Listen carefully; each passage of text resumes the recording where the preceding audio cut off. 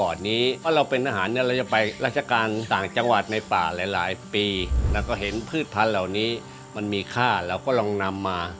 สร้างดูเริ่มแรกในการสร้างนั้นไม้บอนไซแต่ละต้นเนี่ยมันจะมีลักษณะต่างกันรูปทรงมีหลายรูปทรงมากอันนี้แล้วแต่ผู้สร้างว่าจะจินตนาการยังไงให้มันออกมาได้อย่างตัวเองคิดเอาไว้ไม้บางอย่างบางชนิดก็คือเป็นไม้มงคลนะเพราะน่าจะเสริมบารมีให้กับผู้รับได้อันนี้ก็แล้วแต่ว่าผู้ที่ชอบและรักจริงๆของเราเนี่ยมันเป็นเศรษฐกิจพอเพียงแบบสร้างไปขายไปทำไปโดยเฉพาะเมืองนนท์เนี่ยมีผลไม้ดีๆดังๆเยอะทุเรียนนนท์กระท้อนนนท์แล้วแต่เมื่อไปออกงานหรือว่าไปเปิดบูธเขาก็จะเชิญเราไปด้วยเราก็เป็นหนึ่งในการันตีของเมืองนนท์